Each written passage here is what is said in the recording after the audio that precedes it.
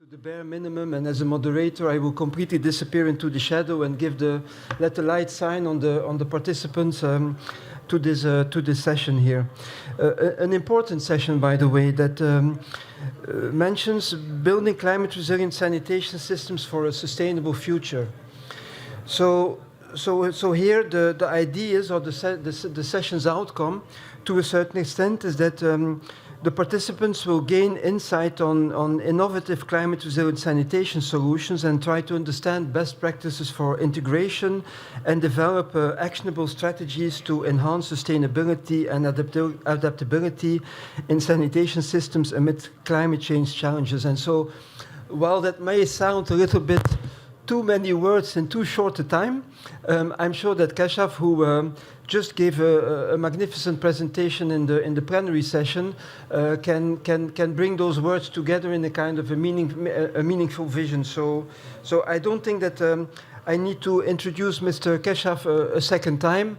He has been introduced in the plenary, but he very gracefully left his responsibility in Nepal, where he is a kind of a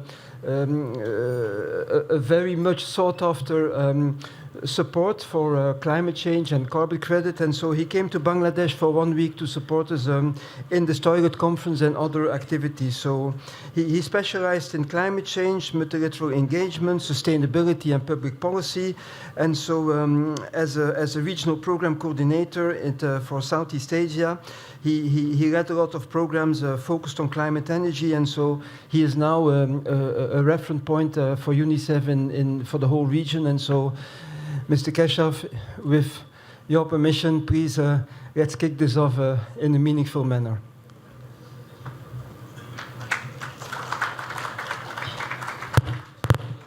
Thank you very much, Peter. I think those are very generous words. And I'll not repeat things, though this presentation is similar. I was not having at all an idea that I have to make another presentation today. So it is something like an extempore for me. So I think when we talk about climate resilient, the picture here in this slide makes a perfect message that when we are talking about a floating toilet, how resilient it is. And that brings the sustainability element. Is it really sustainable? I think yesterday in one of the presentations of one of the keynote presenter, she was talking about fair and sustainable. And I just want to amplify on that how resilient our solution, what resilient solution you are providing today, how that is going to be sustainable tomorrow. I think this today and tomorrow sort of thinking will be extremely important here. Not going to talk much, assuming all of you are aware of the challenges in terms of the global and the South Asia in particular that brings to Bangladesh context, which you talked in length today in the morning. But the summary is that the household estimated in Bangladesh sanitation laid out very clearly, it's still unimproved or limited services. So that's the crux of the story, if I may put it in that way. We are still in the beginning of solving a bigger problem.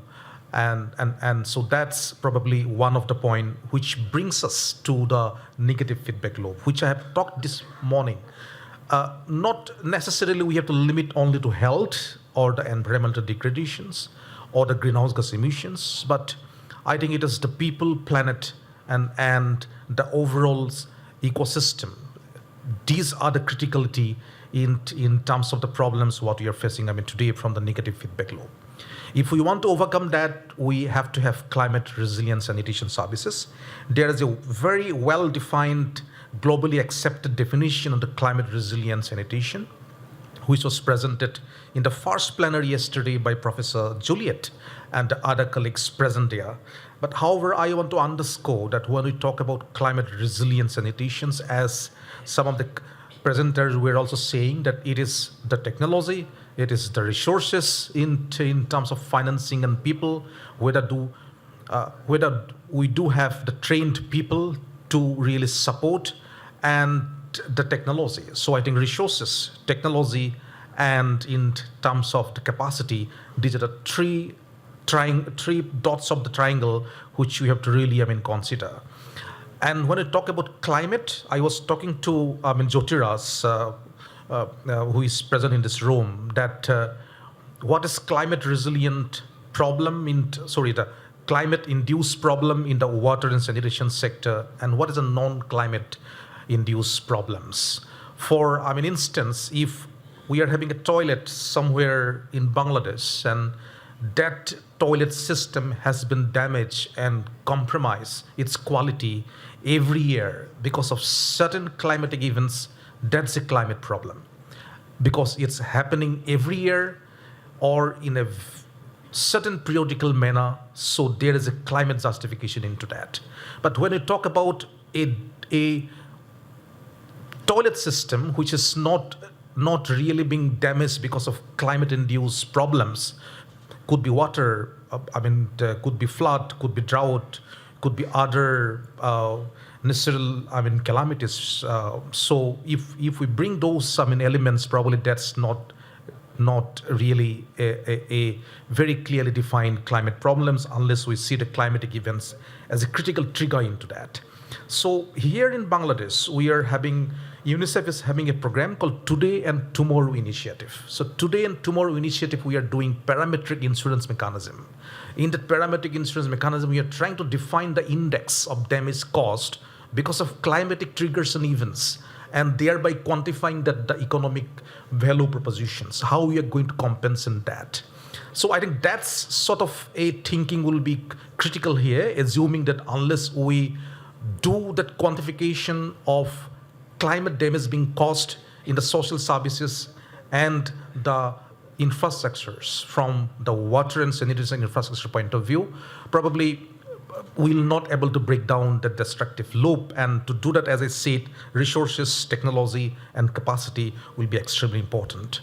This we talk in this morning today. I'm not going to talk much about that, not going to talk about the market-based mechanism and all this slide, but I'll take an opportunity to summarize my very brief intervention today with this final slide.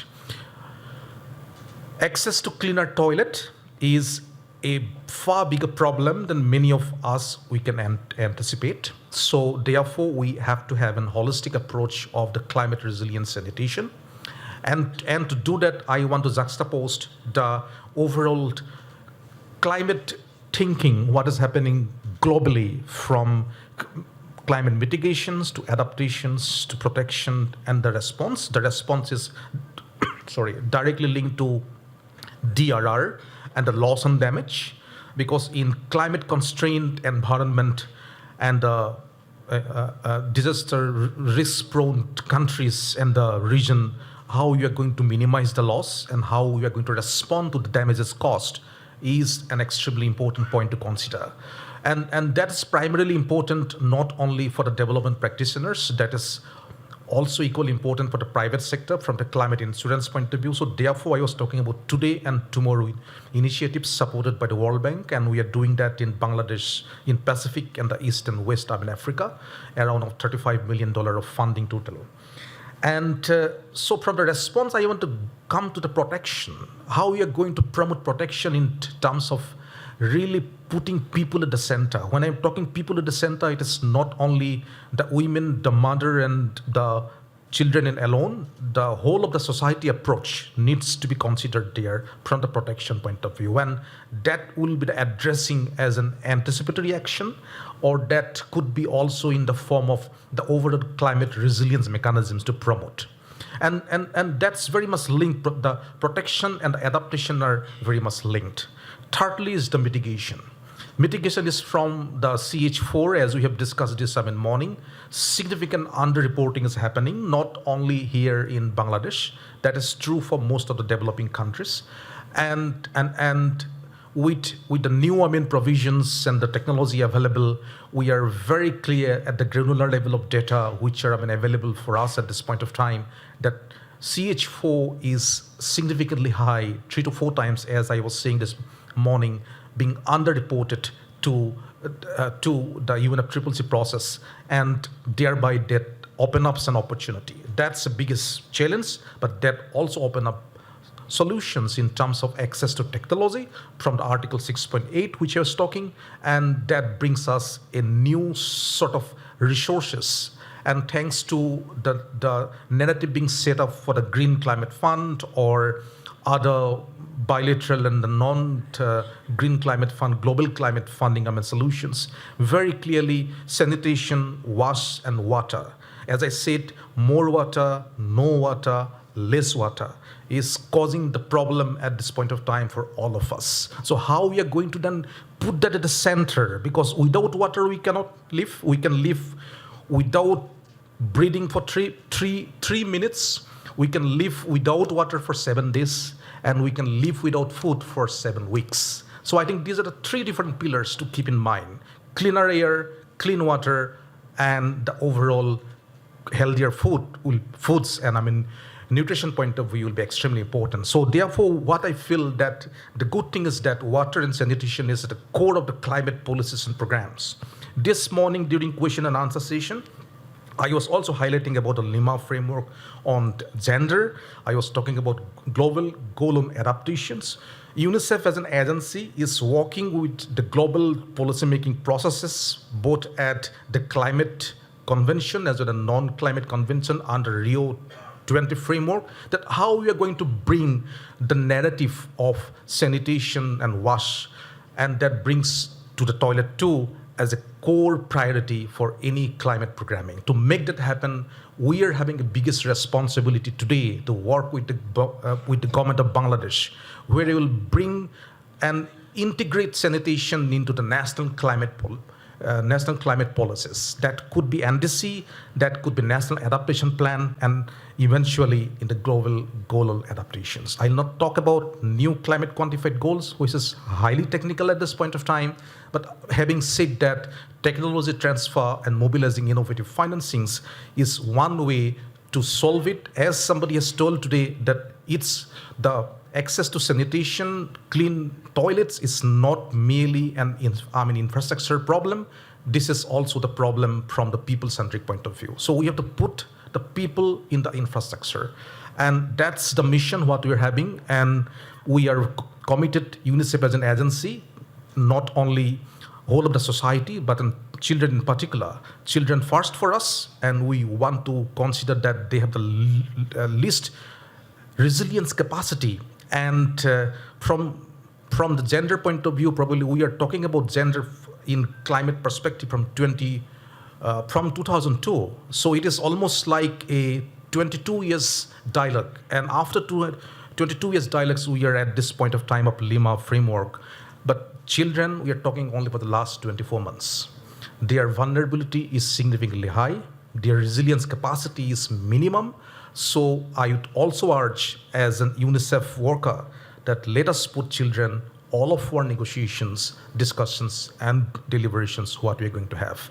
At the end, this is a room of people which is who are bringing significant level of experience and knowledge. How we can coordinate it, how we can bring a coordinated approach, so that the private sector, the technology provider, the policymakers, the funders can really have a concerted solutions for this bigger problem. I am pretty confident that if we collaborate, we'll able to travel far along than traveling alone in the journey for cleaner toilet and a better sanitation for all. So I'll take a pause here. Thank you very much, Peter.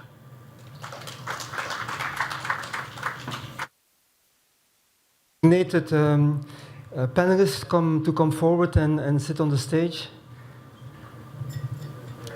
and have some chairs to sit on.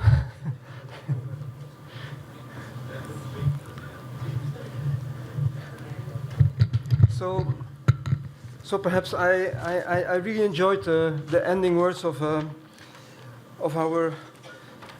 our speaker to say, look, that actually the total is more than the sum of the parts, and so we have to come together and kind of put our resources together and all push in the same direction, rather than having this kind of fragmented approach to this big problem that we all share and that we all try to overcome.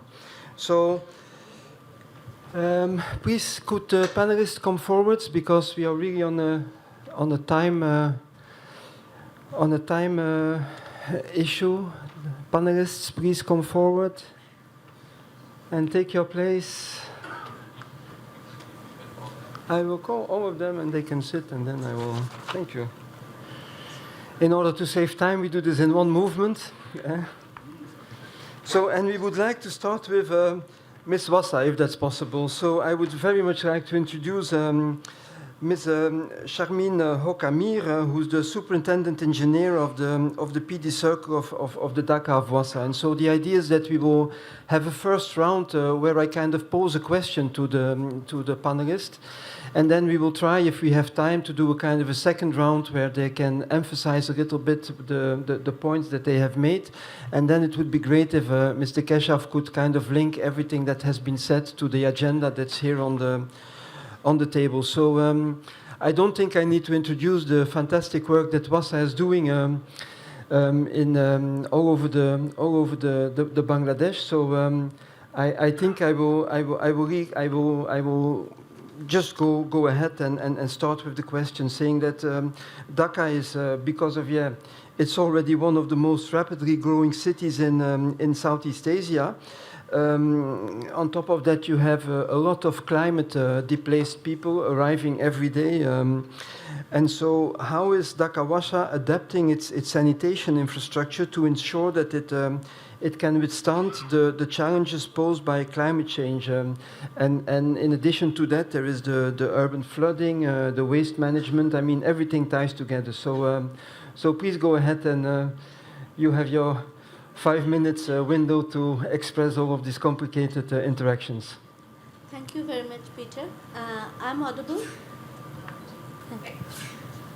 I'm working in Dhaka WASA for the last almost 25 years. So I go through the ups and downs of the cities in dry season and wet season, and when there is a disaster or waterlogging, flooding, etc.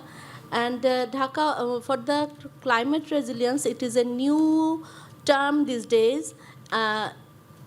Just before a few years, the term was sustainable. So whatever it is, the climate resilience adaptation plan or something, actually Dhaka WASA has go through some strategies on adaptation and other pressing items. So we are going for expanding our sewage network for sanitation, and in this connection we are going through the updating of sewer master plan in the motive that we shall cover our Dhaka city sanitation from 20% to 80% coverage.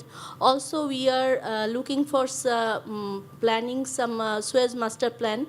And recently, we have started our Dasharkandi master sewage treatment plant, and it is working wonderfully. And you know the effect of this plant when you pass the Hathi Jheel. Earlier, you can smell some bad odor. These days, there is nothing. So it is improving the environment also.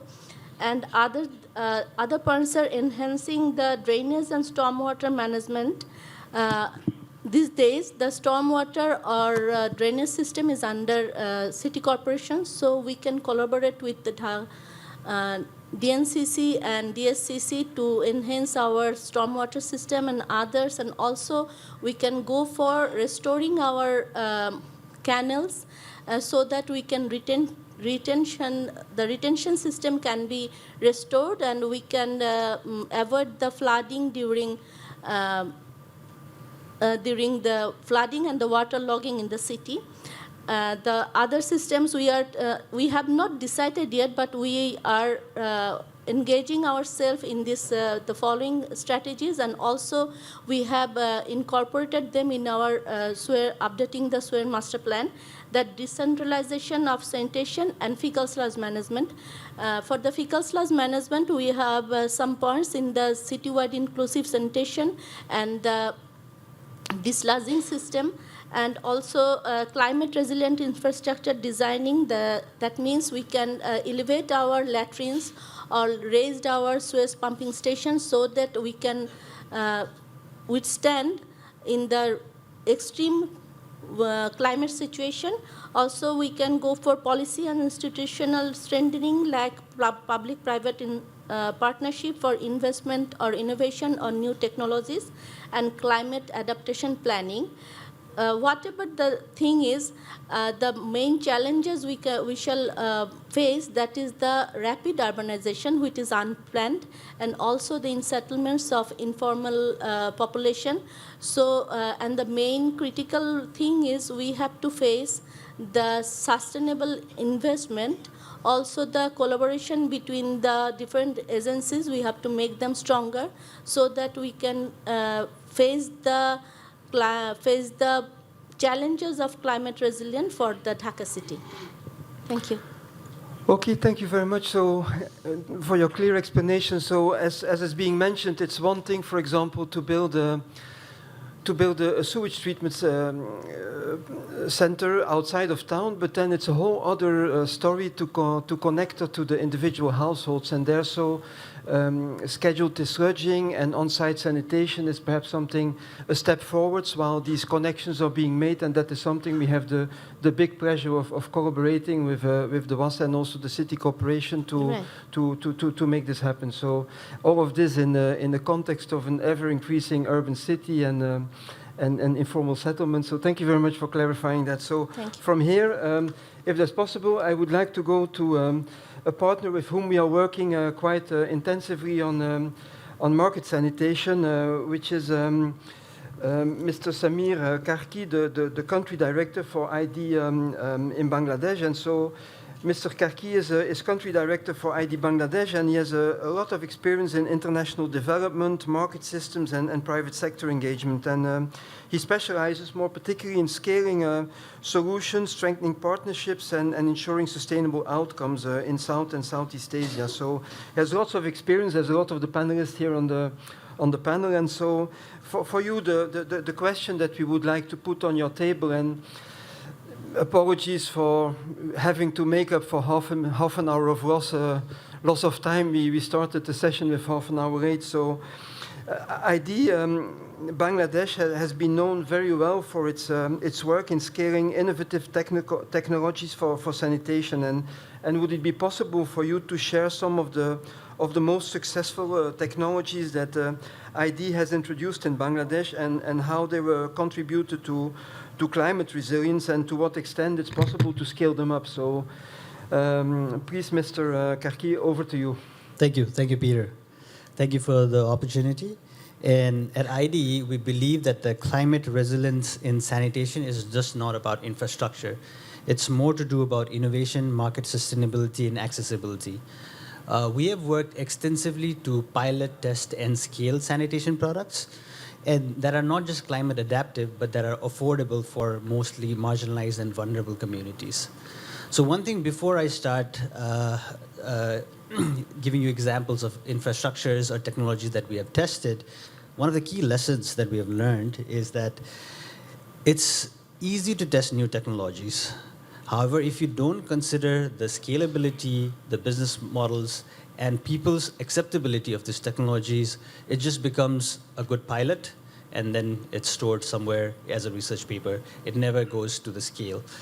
So that's something that we really need to consider while we are testing any new technologies or products, is what would happen. So scalability is also something that you need to test as you are piloting new technologies, because we've often seen in sanitation or in any sectors, technologies are amazing. They cost a lot in terms of research and design, but in actual ground reality, in practicality, whether they are transferable, whether that can be produced at the local community level, those questions are not answered. For us, one of the technologies that we have tested is definitely on raised platform for toilets to ensure that the flood inundations are addressed. We do this through local market actors, so that we are not relying on imported products, or we are not relying on centralized contractors, but more of people that are already existing in the communities that are producing these structures. The second one is we've been working on lining the pit latrines so that any inundations or water contamination is protected from these additional reinforcements that we are doing in the pit latrines. The other one that we can give example is our continuous partnership with RFL and LIXIL in terms of promotion of clean Sato pans. And I don't want to go too much into detail because we have our colleagues here. But one of the thing is, in terms of using these products, we are protecting the water bodies by using less water because it consumes less water to clean and operate. So cleaning and operation and maintenance is also part of protecting the environment and being more climate resilient. And then finally, on the fecal sludge management, we've been testing models for local cleaners and sweepers to be able to have a viable business model, to be able to regularly desludge these pit latrines that are available in our rural communities. Some of the ongoing tests that we are doing is vetiver grass, which is a grass that can be planted near your pit latrines that will help your protection of soil, loose soil, especially during the flood timing. We're also trying to test a sky latrine concept that is very popular in Cambodia, and it was piloted by ID Bangladesh. It has the concept of raised plinth, but the pit latrines are actually within the water bodies with a gas chamber, so it can be flushed, it can be used even during inundation. And then this is an interesting design, especially at the superstructure level. We actually gave a design challenge to engineering students to come up with a superstructure that is more resilient for climate. And one of the students actually came up with a circular hexagonal design on the superstructure. And the rationale was, compared to the rectangle or square-shaped structures, hexagonal structures have more aerodynamic and withstand high winds, especially in cyclone-prone areas. So we have further iterated that initial design, and now it's more of a circular design on the substructures. So, and sorry, lastly, I'll hand this over. We're also working with hybrid construction to lower the cost of production by using bamboo and available materials in the product, make it resilient, but also more affordable. Thank you, Peter. Okay, thank you, Mr. Karki. That was quite comprehensive, I think. And so, as I already said, I've been around the block, and I've been since 1990, I worked in this sector. And so I must say that the sanitation marketing project that we are working on with ID, but also with LIXIL and also with the governmental partners, with the help of as well our friends at the Swiss Embassy. It's definitely in my top 10 of projects that I have ever encountered in my professional career. So thank you very much for that excellent collaboration, and that brings us to our partners at LIXIL. So I would like to introduce Madame Anandita Kakkar, the leader for marketing in Southeast Asia for LIXIL. We are very honored to have you here, and we're very happy that you last minute could make time to join us here. And so you have 2 decades of experience in marketing, communication, and strategy. I mean, that's a child growing up and becoming 20 years old. That's quite impressive. So you serve as the leader of marketing for Asia at SETO, which is part of LIXIL, and you've been working towards advancing sanitation standards in Asia through strategic storytelling, impact for external communication, and global collaboration. And so you really drive this mission in trying to enhance sanitation with innovative solutions. So with that kind of passion, you really try to foster partnerships and engage the private sector, which we all try to engage with to come further and help innovate. So LIXIL has been pioneering several products that promote water efficiency and sanitation, and I was really impressed by that very small water seal that you have in your product. But it works; it doesn't smell. And so, how is your company contributing to the development of climate resilient sanitation solutions? And could you eventually provide some examples of how your products have been adapted to address the specific needs of communities affected by climate change in Bangladesh? And so please feel free to shoot during your 5 minutes of sunlight. Thank you. So I think one of the examples, so for first, whenever you have some time, take a look. We're also at the booth because our products have to be seen to understand. we've been creating, we started in Bangladesh over a decade ago with a very simple product called the Satopan, which if you've been in Bangladesh rural area, you've heard about it. And we've now been creating easier, more effective way of making sustainable sanitation as simple as the collection systems, and one of them is the WeTrap, which we have been working with ID in the Bangladesh area. So they're very simple products, like he said. It's a simple solution. It's a simple innovation. So some of them are the WeTrap, and we've had raised seats for more disability and more inclusiveness. We have the pit liner, which is we have it both in various formats to make sure that it's easy to install. It can it reinforces the walls of a pit, makes it more effective. Waste containment, and we also have the Sato superstructure, which has been launched, which is from an eco-renew, a material which is made of 100% recycled products. And this is all this has all been supporting the environment changes. Sorry, I know. And we have been working together to create it. Water saving is one of the highlights of any of the products that we've made. 80% per flush, which is like a large amount when you think of 5 people using the toilets at least 2 times a day. And then we have the Sato tap, which is hand washing. It's easy to carry wherever you go. These are just small, just innovations, and these innovations don't stop. Like every time we go into into any field visit, we realize there's always a need for the product. So we're always looking for ways to innovate with partners here. It's always a learning process for us. But that's one of the largest points that we've had is that we've innovated for our products, water saving, and with climate resilience. A few of the examples have been. Emergency response, which has been a big thing, not just in Bangladesh, but I think across Asia, and especially the superstructure and the slabs that we've created are for that, because they are lightweight, durable, and can be easily installed. So if there is a flash flood and you need toilets for the community immediately, those products can help. So very quickly, back to you. Thank you. Thank you very much for being so concise. I think it's much appreciated. So all of this brings us to, of course, the bottleneck, where the bottleneck of financing, where you have some brave organizations, embassies, etc., who step forward. So it's my pleasure to introduce you to Mr. Rafiul, who's the project manager of urban development, health, and social protection of the Agence Française de Développement. So here I hesitate whether I should continue in French or in English, but I'm afraid I might confuse our translators a little bit if we shift to French. So let's stay in English. So Mr. Rafiul is a development professional, mainly active in urban management over the last 2 decades. So he's experienced with the operation and management of medium to large size projects and programs, both in the public sector and in charities. And it's interesting to bring this experience to the table here.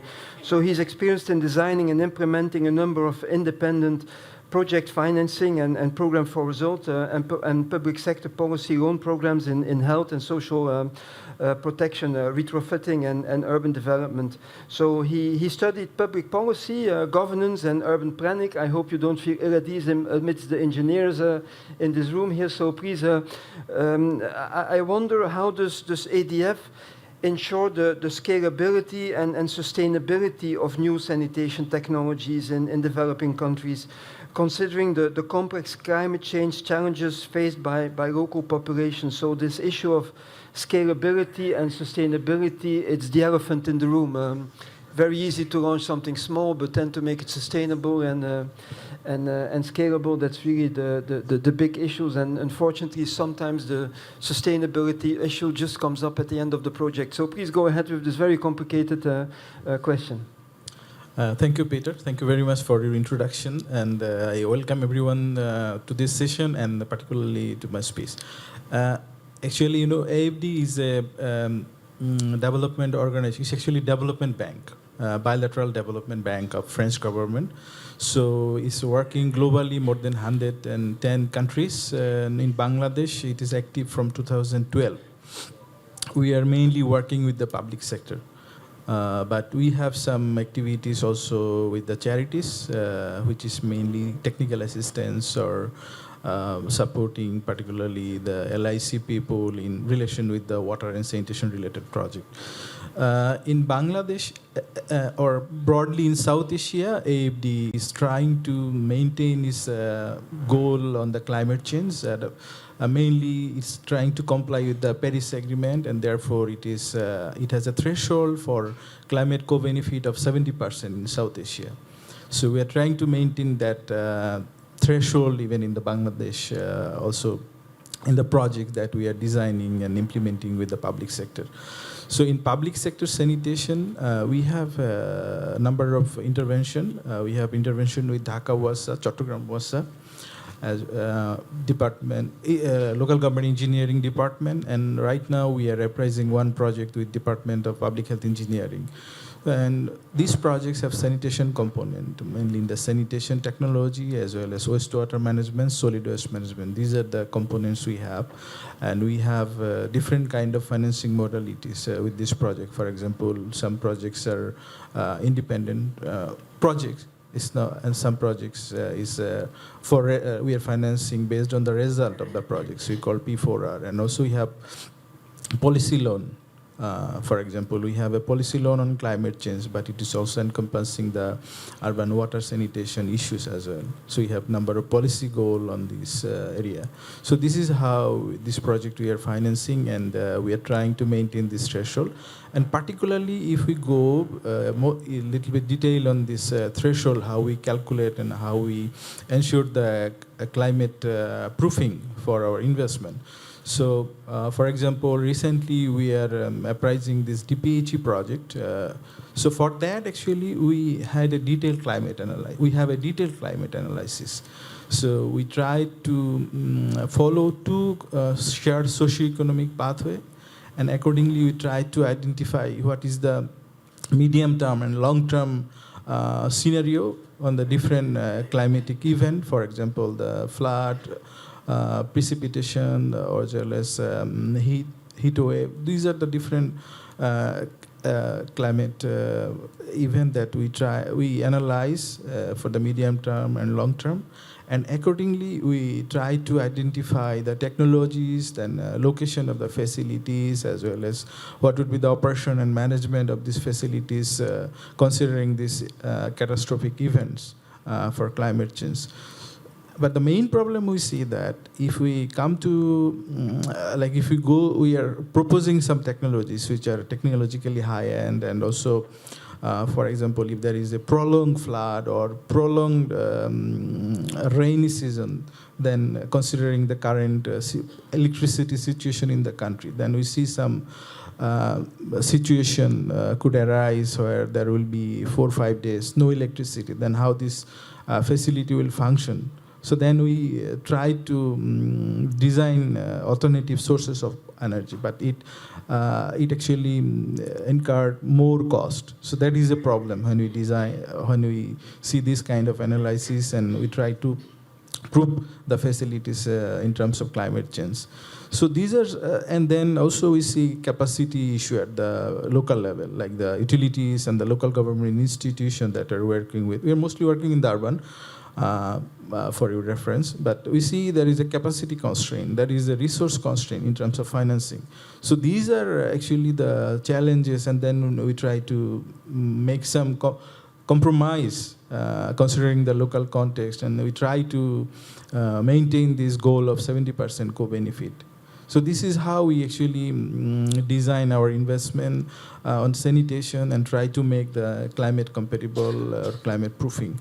And also one last example I can share, like for one project that is with Dhaka WASA, it's a water sector project, but we see that water Dhaka WASA is, extracting from Meghna River, but we see there is an upstream pollution issue for industrialization and other purposes. Then we propose, okay, there should be a master plan to protect the river. Otherwise, the cost of the water in the future will be more, or cost of the purification will be higher. So this anticipatory, planning and action we propose. So this is how we try to see the broader picture of the climate risk, and we try to, maintain or try to manage the situation in designing and implementing the project. Thank you. Thank you very much. I'm sure that some people have been registering your explanation because, financing is the big bottleneck that we all have, and we know that Agence Française de Développement is really very much focused on climate. It's a main pillar in their vision on or in their lens towards Bangladesh. And then if there is a Mr. Toilet in this conference, then I must say there is also a Mr. Water in this conference. Our Swedish colleagues, they have really invested a lot in water here in this country, not only looking at the issues of arsenicum, but we have been collaborating very closely also on the issues of salinity, on monitoring of groundwater, establishing a database for the groundwater, establishing loggers, looking at the groundwater table diminishing in industrial sites, and then also looking at regulation more and more. So if there is some person here that earns the title of Mr. Water, I think Mr. Mostafizur is well suited to carry that enormous weight of that problem here in Bangladesh. So Mr. Mostafizur is a climate resilient professional with over 17 years also experience in climate change adaptation, disaster risk management, WASA and humanitarian response, and environmental programs. And he's a program officer and our dear friend and direct interlocutor at the Embassy of Sweden, and he manages climate and environment initiatives. And he has held in previous lives leadership roles at Plan International, Helveta Swiss Intercorporation, Help Age International, and Save the Children Sweden and Denmark. And so pushing really forwards the disaster preparedness and climate resilient programs globally. And so we are very happy to have him on the panel here today. And so we wonder, Mr. Mostafizur, so SIDA has supported many initiatives aimed at improving sanitation, water, and climate resilience. And can you share how SIDA is now engaging with local governments and organizations to fund sanitation programs in Bangladesh, but more particularly in terms of financing? How can public-private partnerships be leveraged to support climate-resilient sanitation solutions, particularly in low-income and rural and urban communities in Bangladesh, with a little bit of focus on the second aspect of the question. So, this public-private partnerships, how can we leverage this? So please go ahead. Your 5 minutes go in now. Thank you, Peter. I think you have the question has answered itself, because public-private partnership. Now my task is to see how we can explore some options through this public-private partnership. So before that, I'd like to mention that Sweden normally supports different countries with its bilateral strategy. So now, like Bangladesh, we are now concluding our current strategy. At the end of this year, we will go into the new strategy, and that will last for 5 years. So now we are developing our strategy. We are now developing different documents, how we can support to Bangladesh. And as part of that, our high-level official from Sweden who visited Bangladesh last week, and they visited different areas, and they now agreed that we need to invest more on water, wash. But the question is how we can do that, because we require more funding. It's not like that Sweden can only contribute to this funding gap. So we have to mobilize resources from different sectors as well. So, and that discussion, I would say that private-public partnership was one of ways how we can leverage funding. So that is the key, I would say, that to mitigate the gap of financing in terms of addressing different challenges of water, wash and water, including sanitation system as well. Now, for your first question, I would say that how we collaborate with our partner and local governments for addressing sanitation challenges. I would say that Sweden has a counterpart is Bangladesh, so Bangladesh government kind of. So we always try to see how we can work with the governments.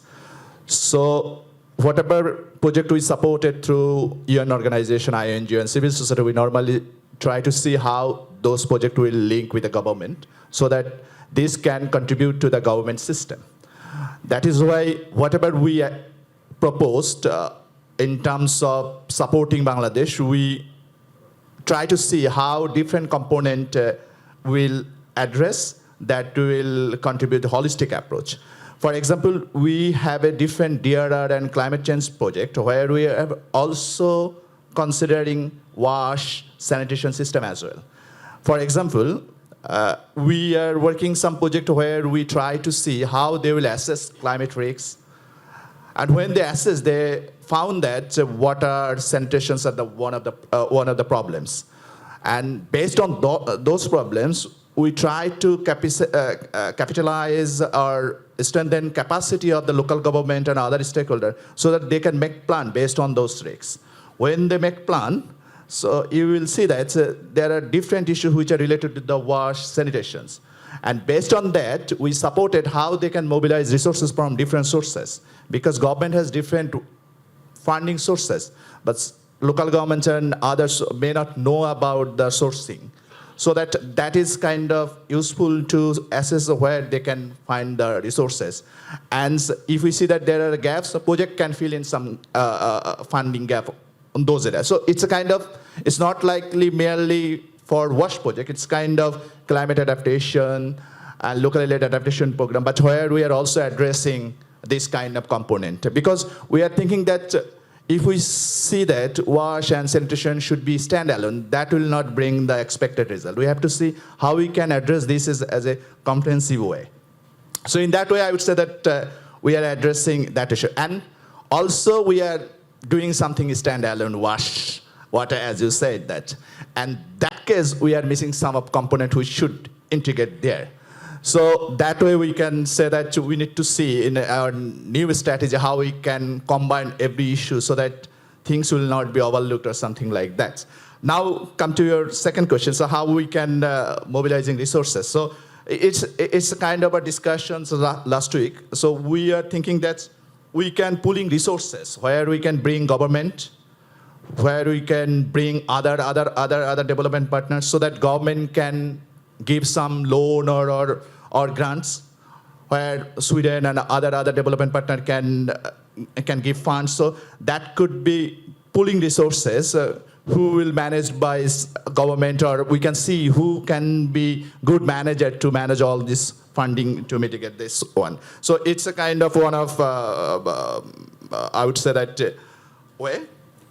And also, I would say that it's a very important risk sharing, because when we say that private-public partnership, that means those who will fund, that means private funding, they think that they will bring the returns from their investment.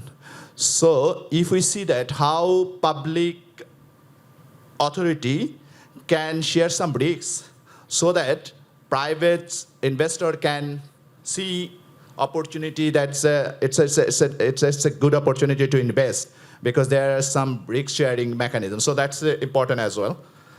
And innovative finance models, so that is very important, because it is kind of thinking that, and Sweden is also encourage some individual and private sector that they can bring the social impact bonds, blended finance, and microfinance options. So these are the things which can be considered by the private and public sector can see how they can let them out that or confirm that this will be the secured investment kind of things. And private sector expertise. I would say that one of our panel members who have already said that, ADF said that, how they are giving some soft skill training kind of. So we can explore some private sector, how they can use their expertise to provide technical support to public sector, so that could be the good match between private and public.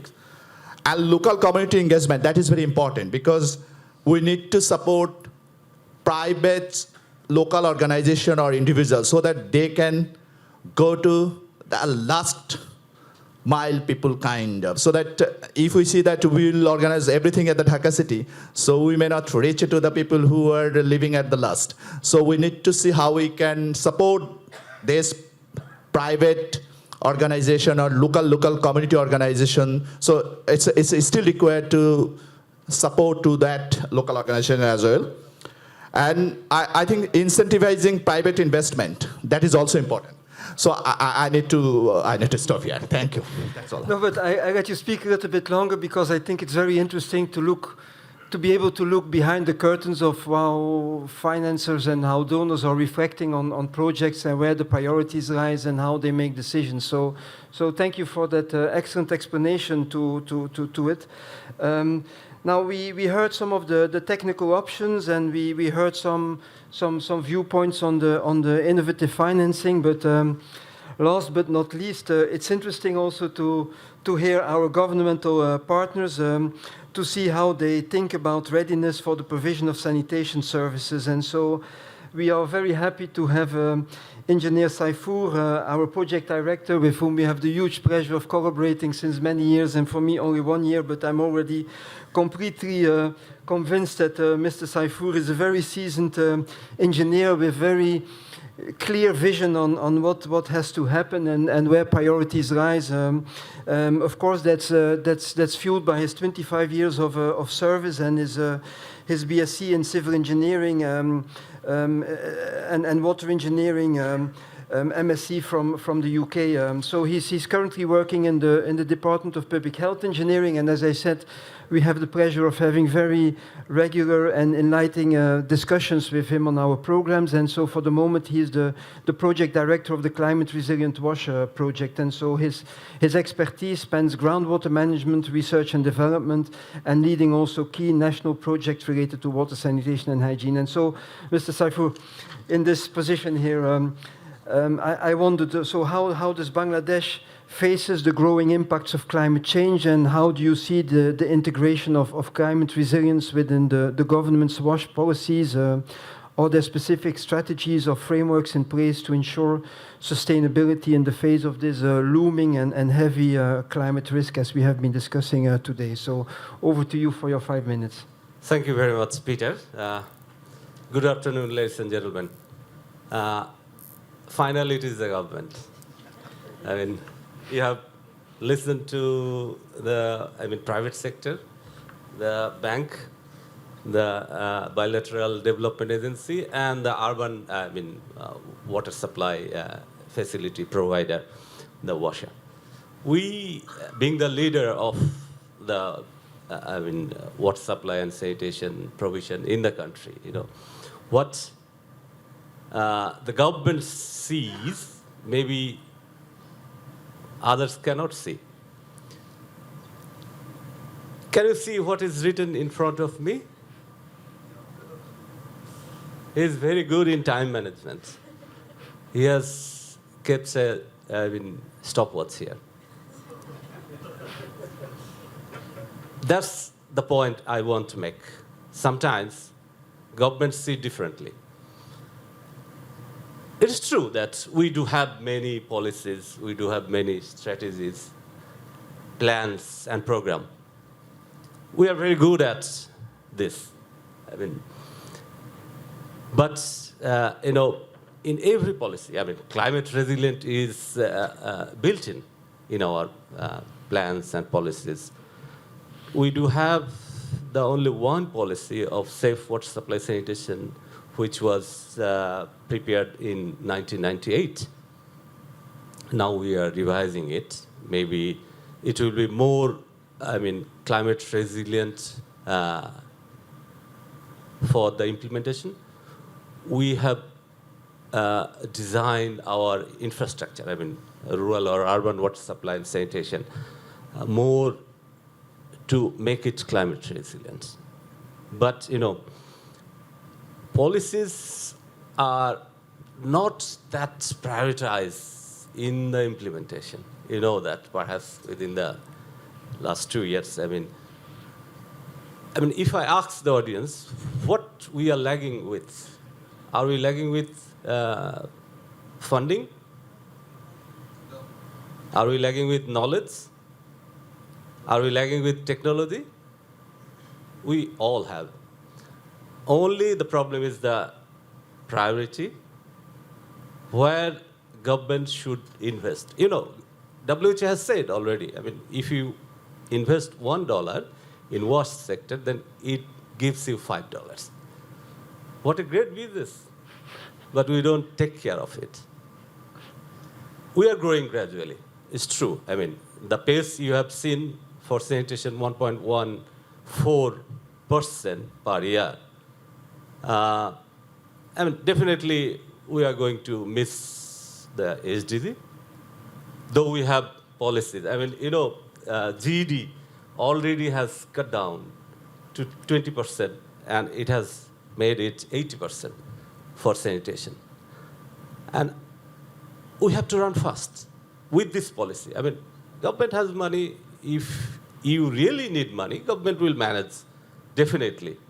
But first, we, being the department for the facility provider, we are trying to sensitize the government with policy. But, just to keep short, we do have many policy, which is waiting to be implemented in the field. It has already taken care of the climate resilient issue in the design and plan. Now it is the time to implement. Thank you very much. Thank you very much. I think we can all agree that our friend Saifur has the gift of oratory and bringing clarity into complicated issues. That's something that I had the pleasure of witnessing many times. So what I would like to do now, if possible, is that perhaps you could perhaps give a little bit of a summary of how all of this that came forward, how this links to the climate change and the carbon emission. And in the meantime, you could perhaps, as panelists, reflect a little bit on a 1 minute, but really try to keep it on a 1 minute mission statement or important thought-provoking element that you would like to throw in the room. And then if we have a little bit of luck and we can go a little bit over time because we started half an hour late, perhaps there might be still a few questions from the room, but let's see how that goes. So please go ahead. The audience should get. I'll be very brief, yeah. I'll be very brief. In our backdrop, we have climate resilient as well as sustainable future. I think climate resilient we have talked in length today. And to a certain extent, Amir and Anandita in particular has talked about the sustainable future. And I'm saying that because they talk about market system creation, they talk about innovation, they talked about how to have resource efficient circular economy. And they also talked about how can we turning away from the predominantly linear economy which produces waste to wealth. And that brings probably one of the elements the last speaker has very nicely mentioned, planning to action. So that will be probably one of the critical summary what I can do. In addition to that, climate resilient sanitation is about also economic viability of the supply chain, which is going to be sustainable not only from the user's point of view, but also from its durability and affordability from the technological point of view. The circularity we have talked. There are also some of the elements on capacity constraints. I do understand that the resource constraints might be in one form or another at a different level, but while we are having available resources, how you are going to channelize to make it happen, that's probably a bigger issue at this point of time. Defining the climate co-benefits and the non-climate co-benefits are also equally important. And lastly, what I feel that from the Sweden colleagues, he has mentioned about a public-private partnership. And yesterday, when we are listening to some of the very learned colleagues on the sanitation finance, what I feel very clearly that the blended finance model, where the private sector's risk has been covered, and thereby they do consider as an $1 investment, give a return on investment as a $5, as you're told, how to make that really happen. And the problem is not the profit. The problem is to break the inertia, to have the private sector coming and acting and investing. So if that needs to happen, there has to be de-risking investment. And that has to be done as our respected WASA, Dhaka municipality colleagues has mentioned, the resources of public sector can be used to de-risk the investment. So I'm just making the GCF language here. Myself has worked on the GCF project proposal development, which are quite successful. In terms of the junior tranche of funding should come from the private sector, and the senior tranche of funds should come from the public sector. That will give a risk cushion to the private sector to cover the risk, and they will start investing more. Every intervention has to be commercially sustainable. I'm not using the word commercially, I mean profitable at all. There is a triple bottom line, which we understand well, but it has to be commercially sustainable in terms of continuing the O&M cost. And if that O&M cost has to happen, then we are having carbon credit, carbon finance, and the CH4 credit, what Peter is talking about. We are considering carbon finance from the CH4 credit not as a parallel revenue stream, but rather to take care of the O&M cost, so that the systems which you are putting in place are going to be sustainable.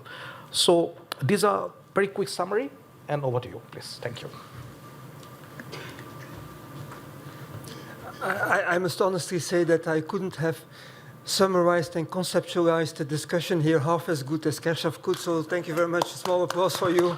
It was a very interesting discussion, and thank you for coming all the way from Nepal to be here at our service. So I don't know, are you ready with your mission statements and your thought-provoking ideas, and can we go in the order that we have been going before, and then afterwards we can have, perhaps if we still have a bit of time, some thought-provoking questions from the field. So can we start with Mrs. Sharmine, Hoque, Amir? So Thank please you, go Peter. ahead. Your minute starts now. Okay, in very brief, I want to add something that, as the speaker said, that whatever we invest, we have to get the output for our existence. So mainly in our mindset, we work on water sector because we get the output from water sector, but sanitation has been deprived. That's why. And so in every country, as far as I know, that on sanitation there is some waiver or subsidy. So our sanitation also need to be subsidized. Otherwise, people wouldn't take the network, and we are out of financing. So that's the thing I want to add on. And some challenges that I earlier mentioned, that to address these challenges, we have some master plan, sewage master plan implementation, wastewater treatment plans development, and we want to increase them in more. In our master plan, we have 5 catchment to manage the whole city. Also, stormwater management project should be going on. Decentralized and nature-based solution for the slum area or where we have more spaces. Resilient infrastructure, like earlier I said, that the latrine should be raised up, and also the water sewage pumping station should be raised up, and public-private partnership for financing or investment technology-driven solution. Thank you. Okay, thank you very much. They say that repetition is the mother of retention, so this is clearly illustrated here. So, and I can but comply. So, in my previous life, whenever I constructed a water point, it was very easy to have a picture with everybody that had contributed next to the water point. But my God, it was difficult to get these people around the latrine for the picture. So, I completely understand the point you are making here. So then, Mr. Samir, could you quickly try to summarize? Sure. Again, not to be repetitive, but the four things I think the key takeaway for us, if you have a technology and if you want to scale it, one is make it affordable, especially for the target audience. Make it accessible, make sure the supply chain is working. Infuse marketing element with your social behavior change, because SBCC has been going on for a while. Make toilet aspirational product. And then finally, stakeholder partnership. We all have already discussed that we have limitations in terms of human resource, technical resources, any other resources. Leveraging each other's resources would definitely will be helpful in this sector to reach our overall goal. And these are only the four things that we have found success with. But I'm sure there are a lot more, and we are more than happy to listen to and incorporate within our scaling strategy. Thank you. Thank you very much to be so brief. So could we go to Mrs. Anandita Kakkar, the leading marketing South Asia person from LIXIL? So I think Samira said it very aptly, but just I think the one thing which we're all saying here is that nobody can do it alone. You can't do it alone. We can't do it alone. So I think that's the biggest thing. And it's also, there needs to be a lot of work on large scale, and with the innovative product, there also needs to be there also needs to be this demand generation in which we need all of you here saying that this is the product which works. How can we scale it? How can we make it sustainable? Because if we just say, here, this is the product, buy it, they need to understand why. We need to explain it. So I think everybody needs to get together to say, this product is available, this is for you, it's an innovative product, we have understood it, and we need to make it scalable. Affordable is one point in that, but how do we work together to make sure that it gets into the hands which actually need it? That could be financing, that could be government, and just that. That's it there. And thank you very much. It's very agreeable to have the idea presented like that in a small, crunchy, brief manner. So thank you very much for doing that. So Mr. Rafiul is Ram, so please go ahead with the thought-provoking idea or the key takeaway for the Agence Française de Développement. Thank you. I think technology and how this local level technological solution and contextualized solution that other organizations are working on, I think that should be one of the takeaway for me, maybe to blend with our future projects. So this is one, I think I would like to add two more points in brief, very brief. One thing I see broadly, the issue of financing and issue of technology or climate proofing. These are not a problem, big problem, but we see a problem in our vision. For example, if we see the water sanitation infrastructure in East Asia, it's a business. Promoting this kind of service is a business, but in Bangladesh, it's still in service, public sector service. So this is, I think, something we need to work on. And second point is actually, even within government, particularly for utilities and big cities like city corporation, even it's a public sector project, but they are lending money from the finance division. So they have a tendency, they have a practice of lending money to deliver services for its people. So how they can incorporate the private sector from the East Asian experience and can leverage those blending financing or other financing mechanism, I think those would be very important and impactful solution can be for the future projects or future service delivery. Thank you. And thank you very much. And I must say, I had been away from my house for 1 year, and I just went on a home leave. And coming there, I found the bill for the water utility, and it was quite impressive. So I definitely understand the shift to go from a kind of a service to a kind of a business model. I definitely see your point. So, Mr. Water, Mr. Mostafizur, perhaps very briefly, a kind of a takeaway message in 1 minute time would be great. I think, as I said earlier, that Sweden supports Bangladesh over the last 53 years. That meant after independence, Sweden is supporting Bangladesh. So now we are developing new strategy, and we have been critically asked by the head office that how much impact we brought by spending $1 billion in Bangladesh. So that means that we are now thinking that's how we can see our funding that could be impact level something. So with that discussion, I would say that we'll see how we can design our intervention that could bring impact level, so that we can at least count that how much money we invested and how much money returned in terms of system strengthening, in terms of other things. So, but we need to calculate how much money we invested and how much we returned. It's not like that we once organization get money back. It's not like that. It's a kind of grants, but at least we can count how much money we invested and how much money it is when returns. But it's still we think that grant is really needed for Bangladesh. Thank you. I'm rather hopeful, actually, in your particular case, because I had the pleasure of meeting Mr. Jacob when he came to visit the project in Ghazipur, and so I was really impressed in the first phase about his vision as the general director of SIDA, by his vision of regulation and the technical complexities. But then during the little invitation, I was really impressed by how he understands how water and sanitation is this kind of invisible almost pillar that's holding the society straight, with implications and ramifications on so many aspects of society. If water breaks down and if sanitation breaks down, you take it for granted, but if it breaks down, it really is a big issue for societies and the quality of life in many aspects. So he kind of really emphasized that very nicely in his speech. So I'm pretty confident. So let's end with our governmental partner. So, PD, Mr. Saifur, what do you think? Thank you very much, Peter, again. Actually, I mean, I'm with the government, you know.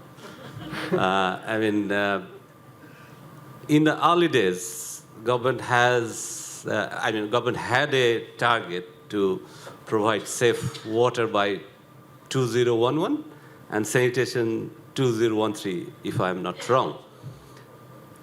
Whatever government's mission is, you know, we are with that because we are very good in adaptation. So policies, whatever we have right now, maybe it will be changing in future. But we are sticking with the safe water supply sanitation, you know. Still, safely managed water supply services has come later, because ultimately, we have to provide a better environment for the people. That's the ultimate mission for the government. I don't know when we can achieve that, but we have to run fast, you know, 8 times in sanitation, 3 times for water. I don't know how can we do that, but, you know, government has the potential. I mean, if you compare the total GDP with Sweden to Bangladesh, they have 585 billion US dollar, and ours is 480 billion. But about population, we have 172 millions, and they have only 10 millions. That's the main challenge for the government in Bangladesh. I wish I can see a good environment during my tenure with the government. And the preparation, what we are making, it is in line with the government policy, I mean, from the department. You know, if you take all the projects statistics, then you will not see a single dedicated project for sanitation. There are sanitation activities in water supply project even. Some solid waste, right now we are trying to provide solid waste management drainage. But for the rural sanitation, we don't have a single project. dedicated single project. But government is, considering this to be approved. We already have submitted proposal. Let's see what happens. It's about the government priority. Whether you will close your mouth or you will close your feet, because you have the fixed amount of clothes or blankets with you. Thank you very much. So I definitely see the point, and actually we are back to the point where we started. We started with the notion that that the total is more than the sum of the parts, and so that if we have to help the government to prioritize, then we all have to pull in the same direction, and so we have to stop this kind of fragmentation of the wash sector and the different banners and different flags, and really work together and clearly identify priorities in which we then together push and assist the government, with whom I must honestly say it's a pleasure and an honor for me to working with the counterparts at the Department of Public Health Engineering. So there is also now some poster presentation. As you go for lunch, you could have a look. I can but say that I found this a very refreshing and agreeable interaction with the panelists. I see that we have 2 minutes, 11 seconds, 10 seconds, 9 seconds left. So I don't know if there's any thought-provoking question for the room for one of the participants here. I see a lady, your finger went up very quickly in the orange. So please go ahead, madam. We have 20 minutes for next session. Climate resilient sanitation discussed here. We know climate effect is happening in different ways. Somewhere sea level rise, somewhere salinity intrusion, somewhere temperature rise, and summer flood and drought. But climate change now, but salinity intrusion is big issue now, especially in the southern part of Bangladesh. As a result of salinity intrusion, the characteristics of fecal sludge is also supposed to change. What kind of step can we take in this case? And is it possible to establish sustainable sanitation at all by ignoring the change in fecal sludge characteristics caused by salinity intrusion? Who wants to take this question? This is a bit an overloading question, eh? Saifur, I think it's for you. Let me try then. Yeah. Do we actually know that what is the effect of salinity on the fecal sludge decomposition? Yeah. The microbes can die and decomposition may be retarded. Is that the point? Generally, what we recommend not to mix the fecal matter with the water. What type of water we use after defecation? Is it saline water or fresh water? Saline water intrusion. No, saline, do we know the extent of saline water intrusion? Is it really intrusion or it is from the natural, it was there before? So the point is mixing the fecal matter with the saline environment. Maybe the decomposition will be retarded. So, it's a point of innovation or research, that what is the percentage retardation for fecal sludge with the saline environment. But salinity, we are struggling with salinity for the water supply. Still, we are not been able to provide safe water supply in the coastal areas. We are struggling with that. If you add this type of issues, salinity and fecal sludge, that will be a huge challenge for the implementation point of view. Anybody wants to supplement from the panel, or? I see your question. Yeah. Okay, thank you. Okay, so I hope... We have to wait. The answer is we have to wait for this answer. Yep. Anyway, I hope you're satisfied, but the salinity issue is really a big problem, and some people don't see the impact on the health, but for example, pregnant women and the consumption of salty water is catastrophic for pregnant women. So it's really a big and important issue that you put on the table, and you even enlarge it. You make the problem bigger for us, so thank you for that.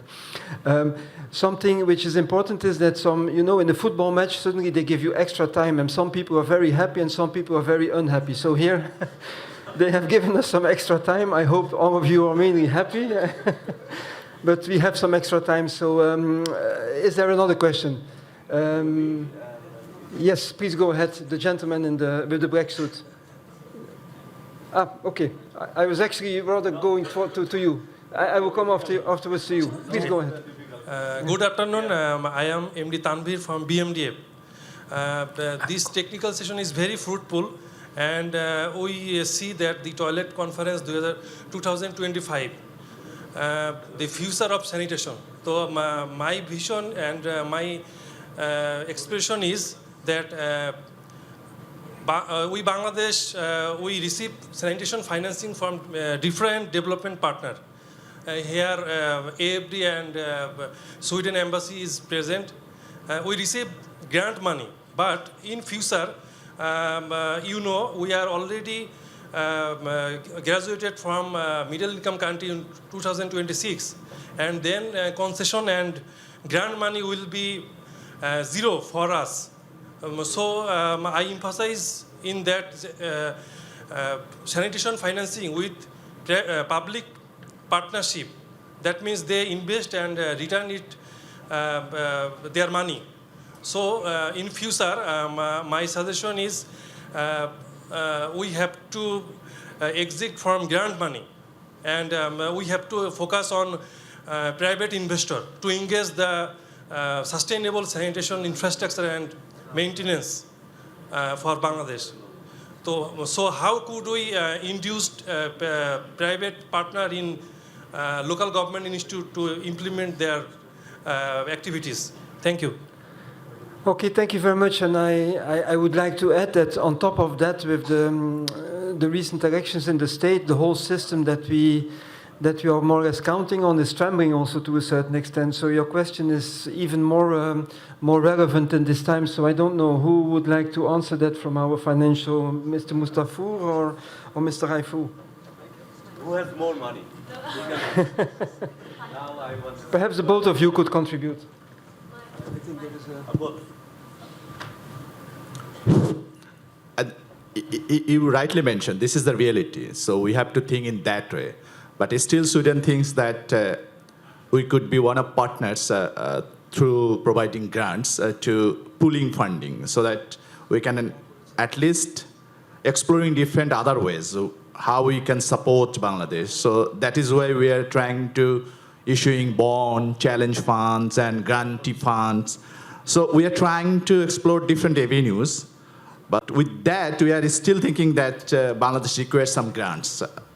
So I would say that at least by 2030, because we are developing the next strategy that will last 2030. That means we are still thinking that we will provide grants, and with that we will explore different avenues so that public-private partnership can be mobilized proper way. So that we are now introducing some challenge fund, and I would say that it's a risk transfer kind of funding. That means we are working with the different banks so that those banks can give loan to the people, and those people, if those people do not get back with that loan, so we will be the grantor. So we can assure bank that we will provide you the money which you will not get back from them. So we are exploring in that way different sources, but still we think that grants is kind of requirements here in Bangladesh. The machine needs a little bit of oil, eh? So, but perhaps Mr. Agence Française, vas-y. Thank you. I think we already have some facilities to support private sector through commercial banks and financial institutions. So that mechanism could work for future private sector, particularly in water and sanitation sector. We have a window we call Properco, like World Bank, they have IFC, we have Properco to support private sector organization. We have number of credit line now on the energy efficiency sector. Similarly, we can introduce new credit line for water and sanitation. It could support private sector. This is also a possibility. And third, I would say my colleague from Swedish Embassy already shared. So we can have blending, financing, guarantee, bond, those kind of mechanism. We have bond in the guarantee project with Bangladesh Bank in the BRICS sector. So that kind of project can be designed for water and sanitation. So, but the problem is it has to come from the recipient country, the mechanism and the strategy that has to prepared, and only then development, even it could be developed jointly, no problem, but there should have an adequate interest to get into those kind of modality for financing private sector. Thank you. Okay, thank you very much. So I think there is, I know that people, food is very important in this particular context, and myself, I'm a foodie too, so I don't want to keep you too long. So if I can still have the question of the gentleman here who stood up, and the gentleman here who yeah, please go ahead, and please don't make it too complicated.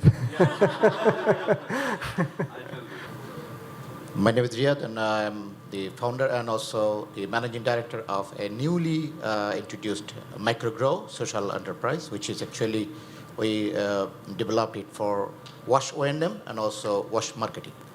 So I'm just connecting that you said and what is my experience for last couple of months. Being a newly formed organization, I don't have any experience, say, in most cases you ask 3 years experience or this kind of evidences. This is the main challenge, to grow a new company in this area, but it is also important that new company should come. Then my question is first to ADB, that is if you have any any approach or policy that you can support new company to come, and also to IT, because you are also in middle, and you receive and you process to get it down. Then what is your policy to support this kind of companies, not individual entrepreneurs? And also to Mostafizur, because you are very interesting, you said quite detailed that how it can be coordinated to make a one-point service so that many new organizations or new companies are encouraged to come in this business. Because it is not a very profitable business, but it is an essential business we have to do. Thank you, please. Okay, thank you. So as this is a network event, I mean, some of the aspects of the questions can perhaps be addressed also during the discussions one-to-one. So, but perhaps ID, perhaps you could quickly respond to that one. All right, thank you. Again, we've met before as well in different capacities. So in terms of ID, one thing we do is incubate and accelerate all startups. Most of the technologies and products that I have mentioned today and what we are working is, it started with just an idea. And then we tried it in the field, and then we came up with a scaling model. So it's not that you have to be an existing profitable business for us to work. What we need is an idea that needs to be tested on the ground, and we have ground presence. So what we invite most of the private sector actors is, we have ground presence, we have the target market. If you want to try and test your products, let's do a pilot, and based on that, we go together for additional funding that we have done with LIXIL and RFL and a lot of other agriculture mechanization products also. Thank you. Perhaps, Madam Anandita, perhaps you want to complete the answer? So I saw you nodding, and I said perhaps you want to complete. No, it was just what you were saying. But it's like, as an organization, obviously we work with people like here. Everybody, I think we work with everyone in that. And it is that if you can, I know you're saying the 3-year cycle of you have to, show results. But I think the most important part is always to show pilots. We've done maybe 1 pilot, and now it's been 11 years we've been in this country. So I think that's the most important thing, is that what can be pilot specific. And I just wanted to iterate what you said. I think the idea of what's the impact. I've given 2 rupees. It doesn't have to be a 2 taka, the 2 taka impact. So what is the impact? And I think if you can show, as a company, if we can show, what's the impact, I think everybody here is more than happy to support and more than willing to support, because when you get those impact numbers, it can, change the conversation completely, I think. So just wanted to add that over there. Thank you very much. And so perhaps, I'm really sorry, but there is also the networking. Is there perhaps a last question for WASA? Because is there a question in the room for WASA? Like that we have a kind of an equilibrium in the... Please go ahead. Voilà. Two birds with one stone. The mic is not The mic is not working. That's the problem of it. Okay.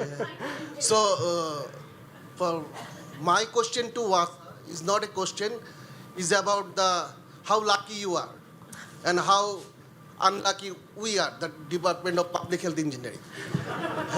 That is the question why, because I as my colleague says in this speech about the priority of the government. Yes, we are lagging the priority in the rural sanitation. But as a sworn engineer planning circle of DPHE, I found it during last 4 years or 5 years that whenever we came to a proposal to the government with rural sanitation, they say, look for the donor, look for the development partner. And when we go for the development partner, they have the less priority for rural sanitation. That's why WASA is so lucky. They are getting the fund from the development issue. And other urban city that we are performing from the DPHE, that urban part, we also get the something from the development person. But the priority issue is not with the government only. It's also with our development partner. I think they have to raise the priority also. Thank you. Thank you very much. I'm so happy to But have a meeting what is with the WASA question? tomorrow as well. He gave some comment and make me lucky. Thank you, but what was the question?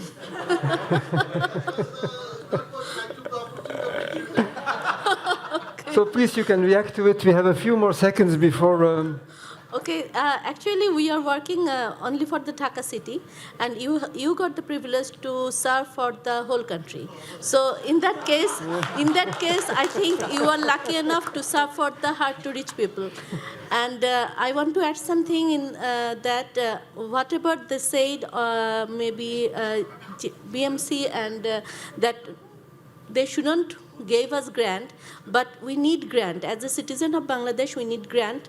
No investor will come for policy support or strategy formation or reform. So for these things, we need grant. That is the add-on from me. I think Thank you. you gave the perfect answer to the perfect question. So thank you very much and congratulations for that. Thank you very much. I found it very pleasant, and it was a real honor to sit amongst such eminent people and such a very captivating audience. So please put your hands together and bon appétit. And don't forget to look at the poster presentation as you're walking towards your French fries. Thank you very much. Thank you very much.